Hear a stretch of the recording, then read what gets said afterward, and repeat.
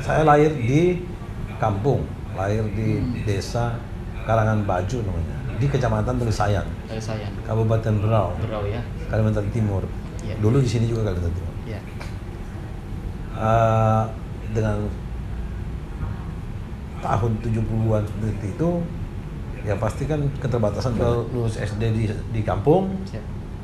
lalu ke SMP di kota, di Tanjung Redep. Baru melihat ada rupanya lampu pakai mesin ini gitu. Siap.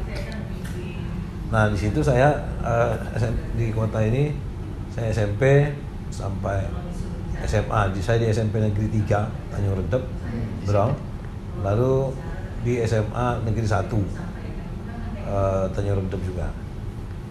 Kalau orang pikir SMA Negeri 1 berarti anak hebat, enggak juga. Waktu itu SMA baru ada satu. Baru ada satu. Jadi SMA Negeri 1 ya karena memang satu.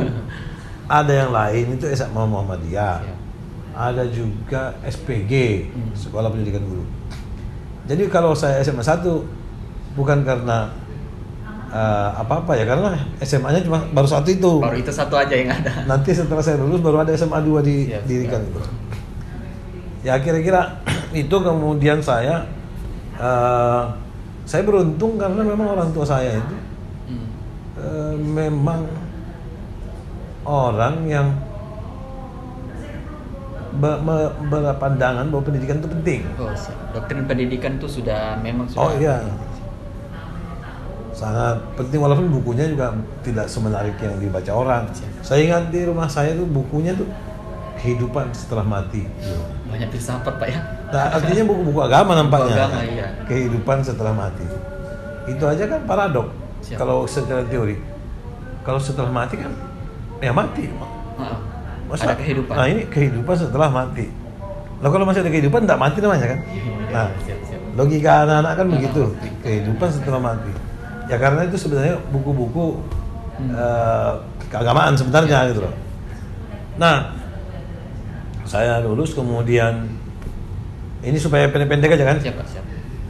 Saya kuliah di sastra Inggris, tapi di pendidikan. Ini aktif di PMI, saya aktif. Saya bahkan kemudian pernah jadi ketua PWGP Ansor Kaltim. Datang masa reformasi,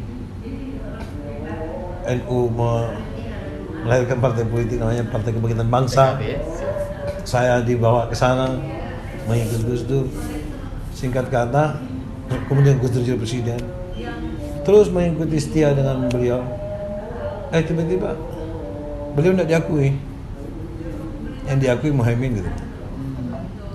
Oleh Pak SBY ketika itu melalui Menkumhamnya yang bernama Hamid Awaludin.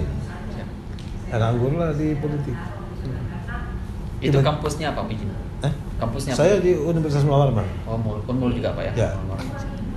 Nah, saya lanjut tadi, nganggur di politik karena tidak diakuinya, kemudian sampai Gus Dur meninggal. Berarti ya sudah nggak ada panutan kita, sudah nggak ada, dan ternyata ada partai baru yang berdiri kan, yaitu Partai Gerindra di tahun 2008 ya, sebelum Pilpres 2009. Nah, itu yang kemudian saya bersama kawan-kawan, teman saya Pak Ipong itu masuk di Gerindra di Arja, sampailah ke sini. Kemudian terbentuk Kalimantan Utara pada tahun 2012, tapi pemilu 2014 masih ikut Kaltim. Kaltim siap, ya betul.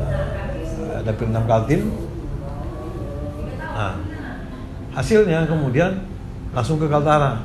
Saya masuk di Kaltara bareng-bareng Pak Haji Andi Kasim almarhum, saya, Pak Abdul Hair, dan Pak Kosmas Kajak. Setelah itu kemudian saya di sini ditunjuk menjadi sekretaris DPD Partai Gerindra. Ketuanya Budi Satrio Juandono. Pak Budi Satrio. Saya sekretaris.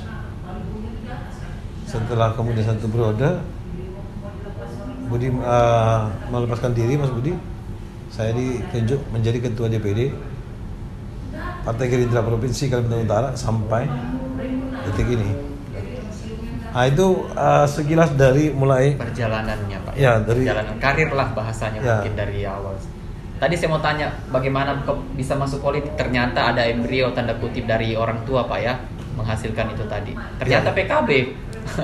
Ya sekarang PKB, ya, karena Pak. saya anak muda NU kan. Betul. Pak, Bapak kan yang membesarkan ya bisa dibilang. Bagaimana awalnya nih Pak? Pertama saya harus klarifikasi, tidak mungkin ada satu entitas tunggal yang bisa membesarkan. Bukan saya yang membesarkan Partai Gerindra ini.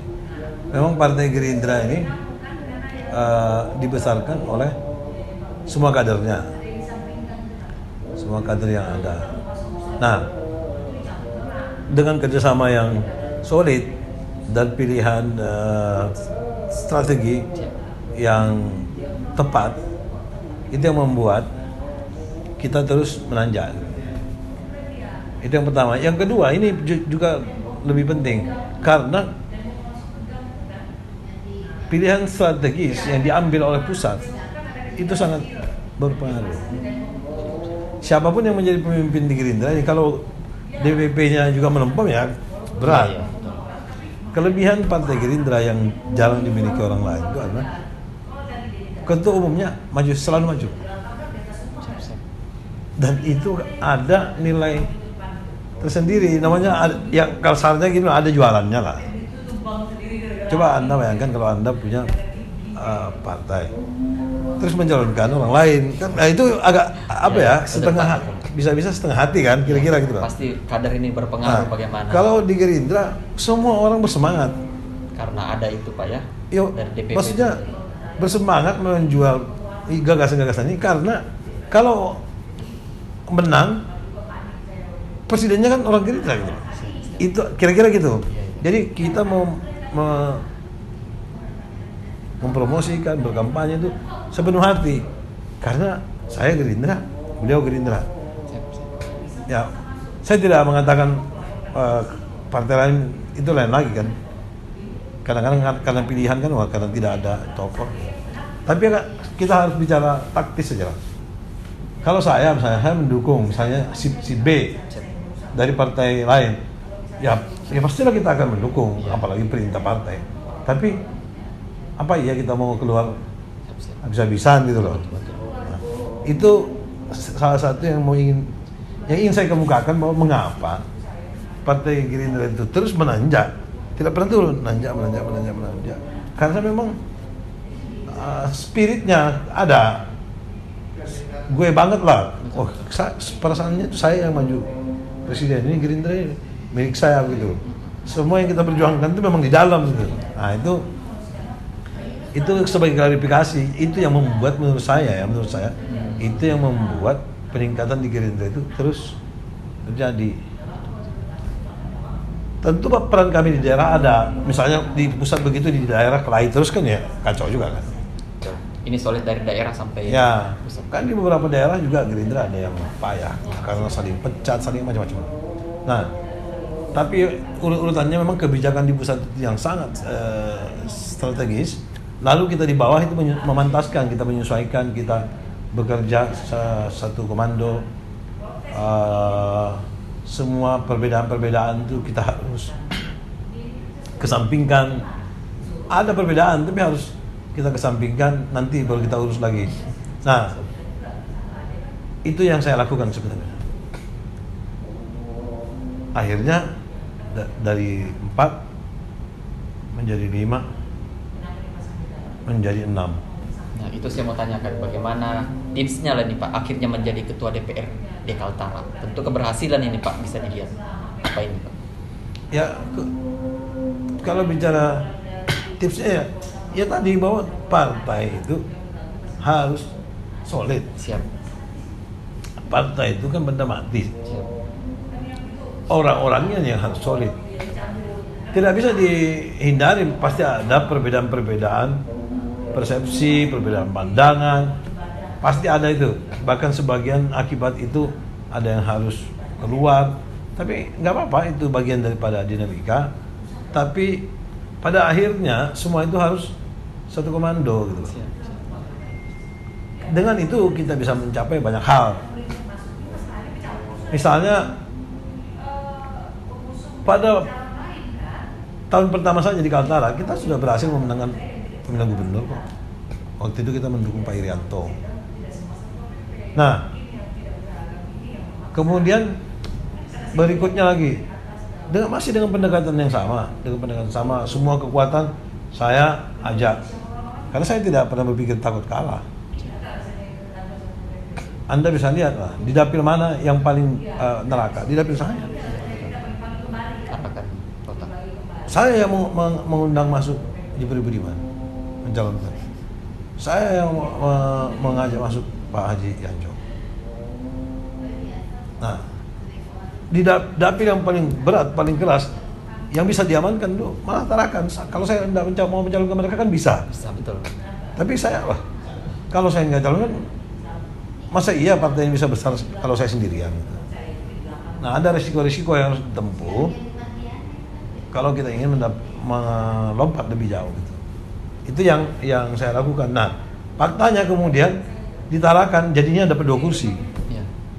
Untuk provinsi. Ya, di Nunukan juga dapat 2 kursi. Pak Andi Hamzah ketika itu dengan Pak Andi Kasim Amroh. Kalau tidak dilakukan itu berat. Ya pasti akibatnya ada gesekan-gesekan, tapi ya nggak apa-apa. Kita manage. Dengan partai lebih. Ya, kita manage konflik itu menjadi lebih resonansinya menjadi lebih baik. Gitu.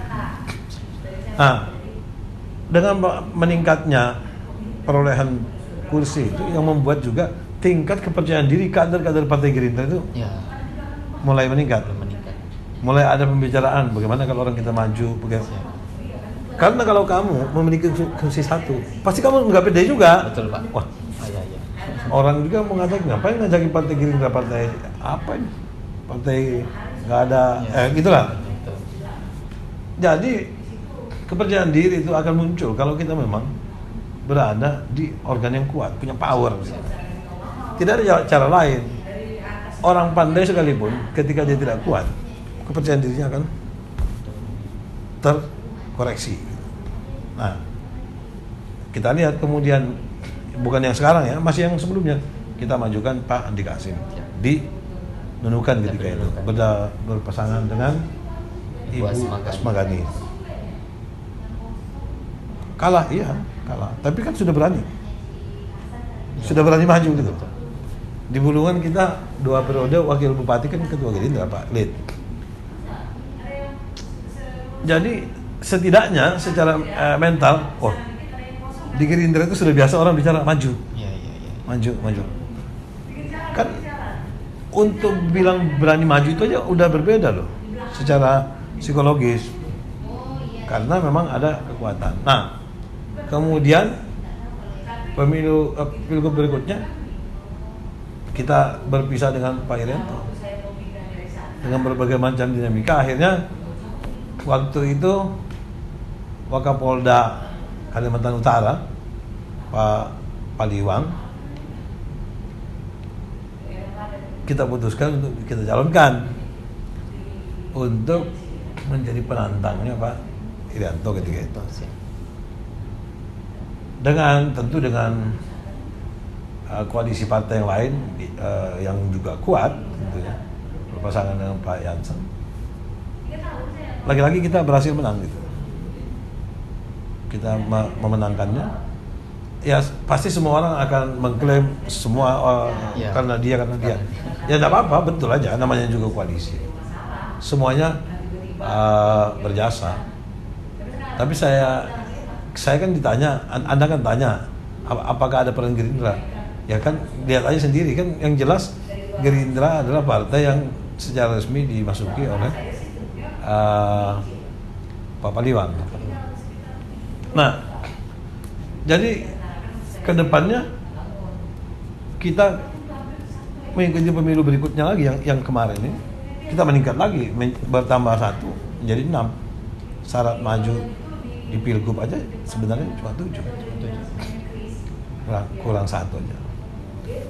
Nah, kepercayaan diri kita juga semakin kuat. Ditambah lagi pada akhirnya karena menolak menyerah, Ketua Umum dan Ketua Dewan Pembina Partai Gerindra berhasil memenangkan pemilihan presiden.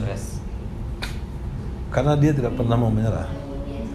Kalah, jatuh bangkit lagi, jatuh bangkit lagi, jatuh bangkit lagi. Seandainya masih jatuh lagi, saya rasa kalau masih hidup bangkit. Apa yang dapat menghentikan beliau itu? Saya rasa kematian. Ya. Kalau mati, berarti habis. Kalau masih hidup aja, masih ada tenaga. Nah, itu juga yang menginspirasi kita. Beliau menang sebagai presiden, Gerindra juga juara 1 di Kalimantan Utara. Itulah yang mengantarkan kepercayaan diri saya rasa juga termasuk Pak Gubernur, kader-kader kita seperti Pak Kilat di Bulungan dan di semua tempat untuk maju di kontestasi pilkada kali ini. Dan itu tidak kebetulan. Kalau ada orang mengatakan, wah beruntungnya, kalau Anda ulang lagi cerita tadi, lama itu, kita membutuhkan 15-an tahun kan. Iya, betul. Tidak tiba-tiba. Iya. Nah, sekarang kita sudah sampai di sini, sudah sampai di posisi ini, masih banyak yang harus dilakukan. Dan sekarang ini jauh lebih berat karena kita harus membuktikan, Gerindra harus membuktikan bahwa kader-kadernya itu memang pantas berada di posisi-posisi itu, bukan menjadi beban bagi masyarakat, bukan menjadi beban bagi negara, harus menjadi problem solver bagi masalah-masalah yang dihadapi oleh masyarakat. Nah, ini kita sedang diuji. Kalau ini berhasil dilewati, saya kira Gerindra dan kader-kadernya akan melompat lebih jauh. Lebih tinggi. Atau gara-gara ini Gerindranya menjadi hancur lebur. Kalau kader-kadernya pada korupsi, pada macam, ya tahulah. Dua mata pisau nih Pak, Ya, sangat berbahaya sekali. Kan begini, orang itu bersih, misalnya. Siap. Dicek-cek, belum pernah berkuasa, ya bersih aja. Iya, betul. Setelah diuji. Nanti kalau Anda sudah berkuasa, baru kita lihat Anda bersih apa enggak, gitu loh. Oke, itu Gitu.